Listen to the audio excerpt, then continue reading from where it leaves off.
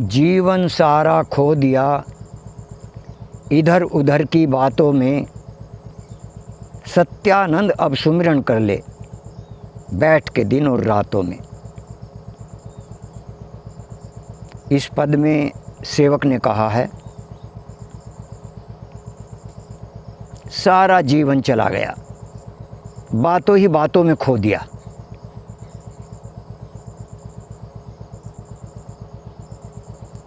अब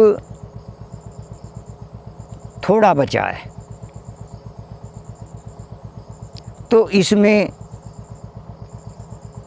सुमिरन कर लेना चाहिए, सुमिरन करना चाहिए और दिन रात सुमिरन में लग जाना चाहिए।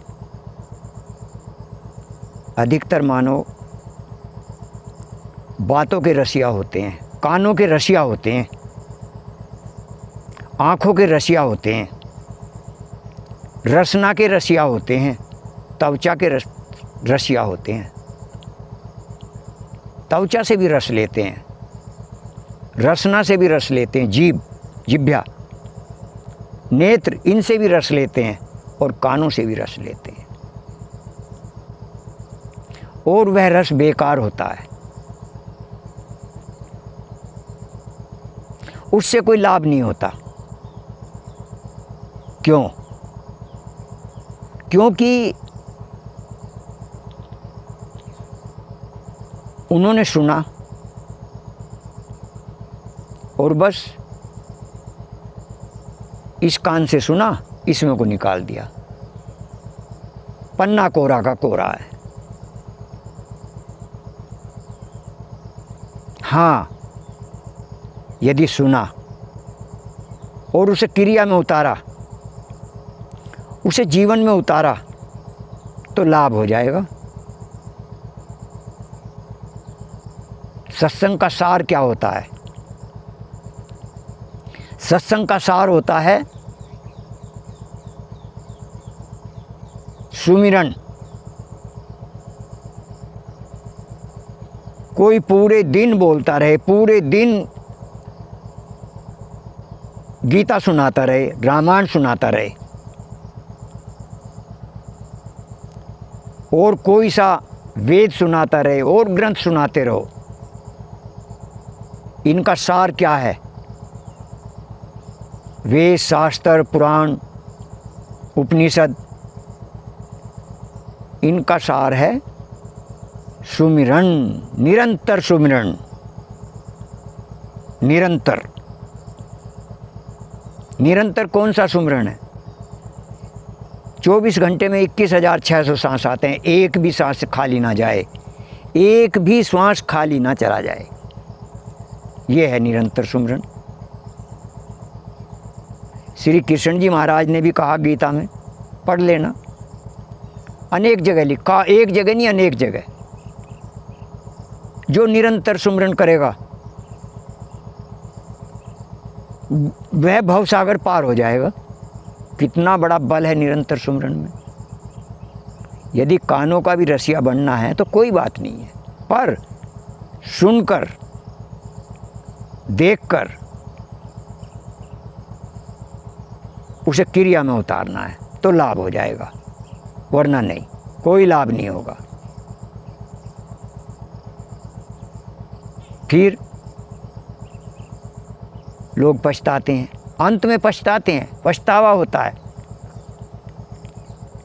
और हम ये कहते हैं, गई सो गई, राख रही को। और एक थोड़ी सी रह रही है, 10, 20, 30 साल आयु, मान लिया 100 साल है, 70 साल तो चली गई, अब आगे 30 रही, या किसी की 25 रही या 10 रही, तो थोड़ी रह गई, तो इसे रख लो, इसका सदुपयोग कर लो तो लाभ हो जाएगा। और कहा भी है, जब आँख खुले तभी सवेरा।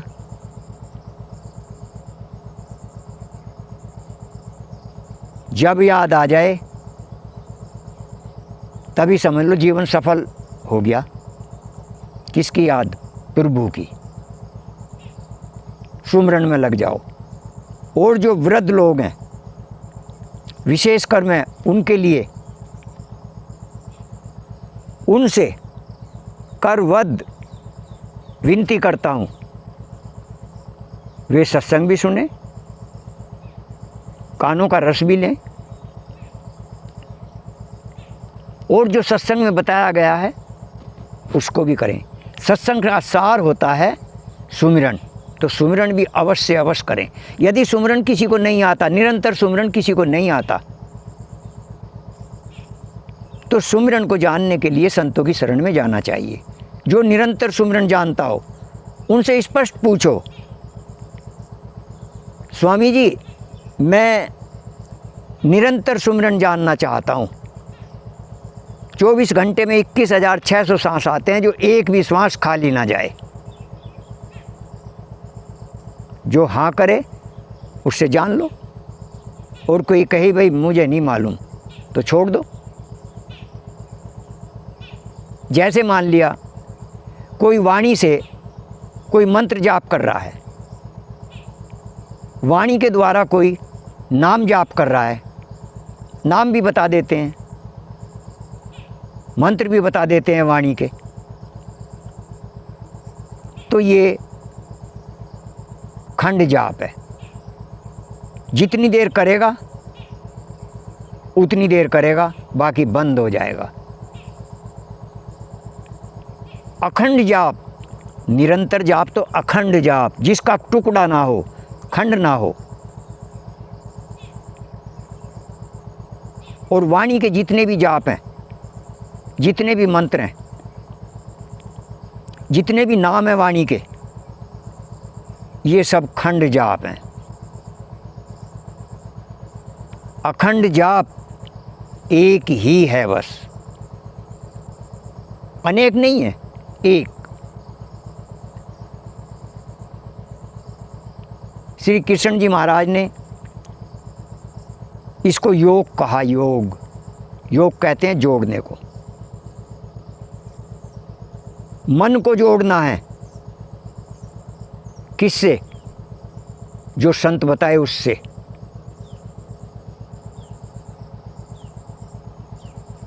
वही तो सुमिरन है, याद रखना, सुमिरन करना, याद। मन वहीं जुड़ा रहे, रात को सोते हुए भी जुड़ा रहे। श्री कृष्ण जी महाराज ने कहा ये योग आदिकाल ने मैंने सूर्य को दिया था। ये आदिकाल का ज्ञान है। योग ज्ञान भी कह देते हैं, योग भी कह देते हैं, सुमिरन भी कह देते हैं। जहाँ जो उपयुक्त हो उसे ही बोल दो। योग कह दो, सुमिरन कह दो, ज्ञान कह दो, तो वो है। उसे जानो, उससे पाप कर्म कटेंगे। श्री राम ने गुप्त कहा, मैं बार बार कहता हूं। गोस्वामी जी ने महामंत्र कहा। महामंत्र, इससे बड़ा कोई मंत्र नहीं है। क्या कहा गोस्वामी जी ने? गोस्वामी तुलसीदास जी ने महामंत्र जपत महेशु, महेशु शिव जी महाराज, महामंत्र जपत महेशु काशी मुक्ति हित उपदेशु। इस महामंत्र का जाप शिव जी महाराज करते थे और काशी के लोगों के हित के लिए इसी का उपदेश करते थे। किसका? निरंतर जाप का। निरंतर जाप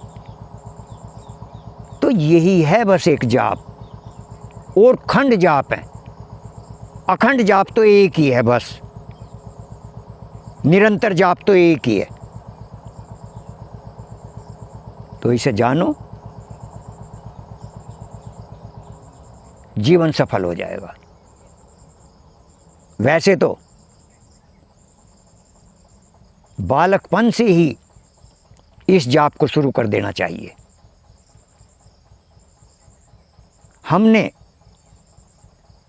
हमारे ऊपर गुरु कृपा हो गई थी बालकपन से ही। लगभग 12-13 साल की आयु होगी,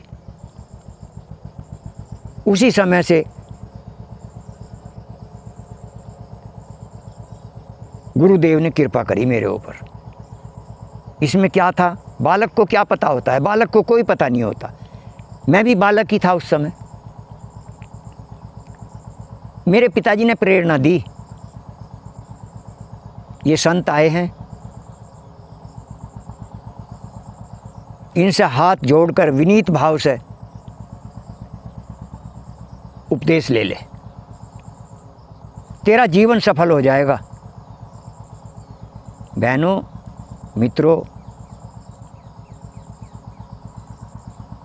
सेवक ने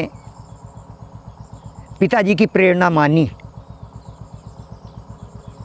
गुरुदेव ने उपदेश कर दिया। इसी का ही निरंतर जाप का, जो रात को सोते हुए भी जाप करता है।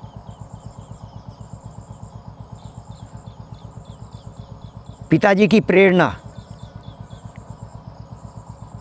गुरुदेव की कृपा, दया, आशीर्वाद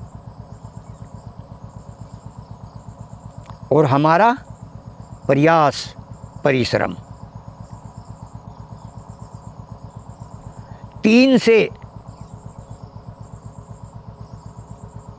इन तीन बातों ने हमें सेवक बना दिया। और पिताजी ने तो कह दिया था, तेरा जीवन सफल हो जाएगा। वे कितने महान, श्रेष्ठ पिताजी थे, जो बालकपन में ही आशीर्वाद दे दिया अपने पुत्र को। आज महात्माओं के पास जाने से भी रोकते हैं। हमने देखा है, खूब देखा है, जाने ही नहीं देते बालकों को। इसीलिए तो आज पीढ़ी निकृष्ट हो गई। आज यदि कोई परेशान है, आज कोई माता पिता यदि परेशान है, तो अपनी संतान से है। अधिकतर माता पिता अपनी संतान से परेशान है। क्यों? कहना ही नहीं मानते। कहना क्यों नहीं मानते? उन्होंने शिक्षा ही नहीं दी ऐसी, साधु संतों के पास ही नहीं भेजा। जिस समय हम छोटे से परिवार में रहते थे, अब तो मेरा सारा संसार मेरा अपना परिवार है। अब तो बहुत बड़ा परिवार है मेरा। जब छोटे से परिवार में रहते थे, तो परिवार के छोटे छोटे बालकों को कहीं सत्संग में जा रहे हैं, कहीं कीर्तन में जा रहे हैं, कहीं यज्ञ हवन में जा रहे हैं, तो हम बालकों को साथ लेकर जाते थे। तो फिर वे बालक क्यों नहीं सीखेंगे, जब उनको शुरू से ही शिक्षा दी जा रही है? तो अपने बालकों को ऊंची शिक्षा देनी चाहिए, श्रेष्ठ शिक्षा देनी चाहिए। तो बहनों, बंधुओं, सेवक ने जो भी कुछ कहा, आपके भले के लिए कहा। यदि आप इस मार्ग पर चलेंगे तो आपका भला हो जाएगा। प्रेम से बोलिए श्री सतगुरुदेव महाराज की जय।